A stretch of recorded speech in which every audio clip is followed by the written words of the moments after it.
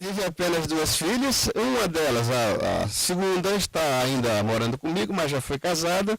Tenho 3 netos maravilhosos, um com 8 anos de idade e 2 gêmeos com 3 meses, que na verdade eu que estou sendo o pai deles, porque o avô termina sendo mais pai do que o próprio pai.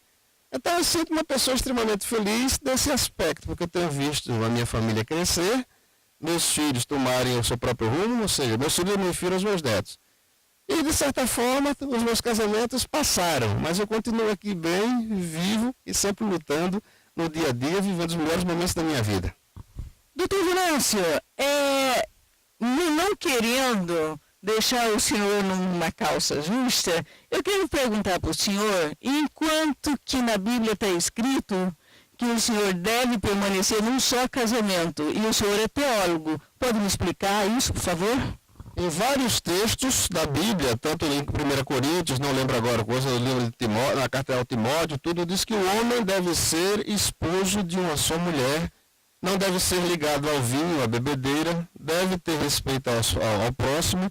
Então, quer dizer, a Bíblia Sagrada já vai ensinando a quem a lê a se tornar um verdadeiro cidadão, não só do mundo, como dos céus, vamos dizer assim.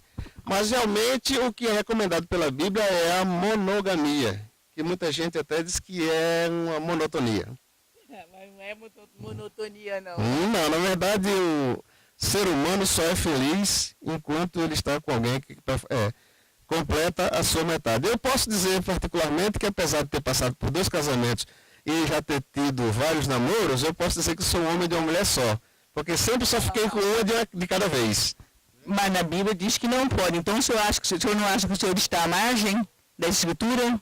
Veja bem, na Bíblia Sagrada, no Velho Testamento, nós tínhamos situações em que o rei, mesmo sendo seguidor de Deus, Jeová, cumpridor da lei, a lei de Moisés, a lei mosaica, tinha até 1000 mulheres. Salomão teve 700 esposas e 300 concubinas.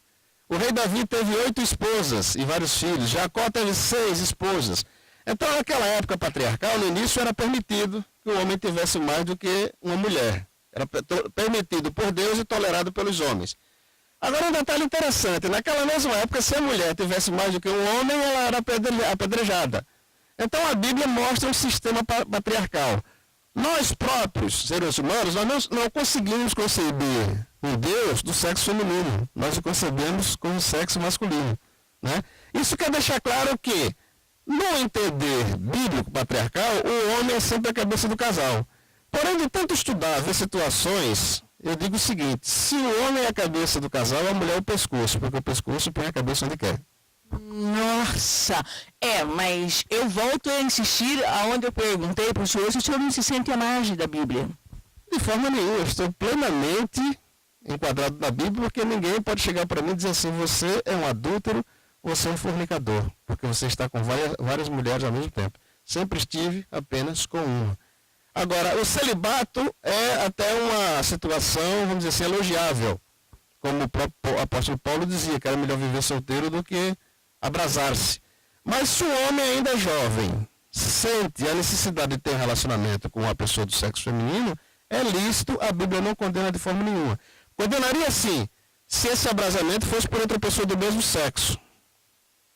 Aí sim, então a Bíblia condena a sodomia, o homossexualismo de modo geral. Mas enquanto o relacionamento for com pessoa de outro sexo e for sempre um relacionamento monogâmico, estará sempre acobertado por Deus e pelos homens. Doutor Venâncio, ainda nas situações de casamentos, ou seja, do segundo casamento, a pergunta agora talvez seja até um pouco assim audaciosa, já não querendo ser. No caso que eu preciso de um conselho do senhor em relação ao segundo casamento, ou desmanchar o meu primeiro casamento, como é que o senhor agiria? Completamente tranquilo com relação disso, porque eu já sou conhecedor dos fatos. Então veja bem, para você aconselhar uma pessoa tem que ser conhecedor, muitas vezes até na prática. Como é que alguém que não sabe jogar futebol vai orientar um time de futebol? Como é que alguém que não entende de filme, de cinema, vai orientar e dirigir uma peça, uma película? Então, se você me perguntar como desfazer o terceiro casamento, eu não saberia dizer. Mas até o segundo casamento eu sinto-me apto a orientar, em todos os sentidos, e até mesmo por quem não passou ainda pelo casamento, porque eu já fui solteiro.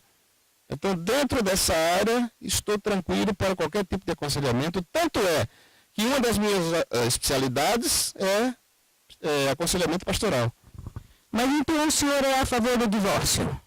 Se o casamento não está realmente satisfazendo as necessidades de ambos, é melhor divorciar do que partir para o adultério. É melhor divorciar do que um assassinar o outro. É melhor divorciar do que um estar falando mal dos outros e convivendo com aquilo da mesma forma. Então, Deus fez a pretensão de que o casamento fosse eterno, porque Ele quer sempre o bem de seus filhos. Porque todo término de casamento, por mais amigável que seja, traz sérias consequências, deixa sequelas. Porque aí tem o problema da divisão dos bens, tem um problema da pensão dos filhos, da formação dos filhos, quem será responsável pela criação direta dos filhos e tudo mais. Toda e qualquer separação, todo e qualquer divórcio é trabalhoso, deixa feridas, deixa mágoas e tudo mais. Agora, que o divórcio é válido e que a pessoa deve procurar relacionar-se com a sua metade verdadeira, isso é lícito. Melhor divorciar-se do que trair o parceiro. Voltado ainda para o humanismo, o que o senhor diz do casamento gay? Olha, sinceramente, a pretensão de Deus não foi que um homem se deitasse com outro homem, nem outra mulher se deitasse com outra mulher. Eu até acho que seja válido o relacionamento de pessoas do mesmo sexo, desde que ela não seja em praça pública. Porque se os dois se fecham num lugar isolado, está tudo bem. Dizem que em quatro paredes vale tudo.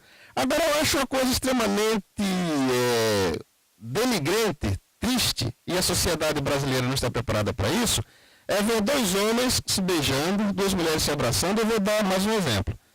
Hoje se luta muito para que seja liberado o casamento homossexual. Agora, o que é que se pretende com isso? O que é que eles estão pretendendo nesse sentido? Que haja a liberalidade deles praticarem atos carinhosos em praça pública, ou seja, beijo, um senta no colo do outro e tudo mais.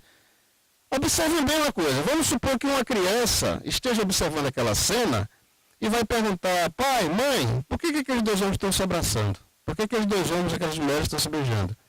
Então é tão difícil hoje na nossa sociedade ainda, com esse estilo de vida muito assim arraigado, muito moralista, ele explicar que ali é opção. Outra coisa, existe uma coisa nas escolas chamada bullying. Então vamos supor que dois homens ou duas mulheres vivem juntos, adotaram uma criança. Essa criança está na escola. Mas sabe que bullying, se a brincadeira é muito chata, até violenta, e de repente chega os dois homens, as duas mulheres, o pai e a mãe, vão para apanhar aquele garoto que foi adotado. Então começa o bullying, a brincadeira. Olha, você, quem é o pai dos dois? Quem é a sua mãe daqueles dois homens? É fulano ou fulano? Meu pai é um homem, o seu pai é uma mulher. Então, doutor Venâncio, para finalizar essa entrevista a respeito de religião, eu quero que o senhor me fale qual é a sua expressão com as outras religiões. Onde é que o senhor fica comprometido? Olha, na verdade, eu tenho conseguido fazer um trabalho interdenominacional. O que quer dizer isso?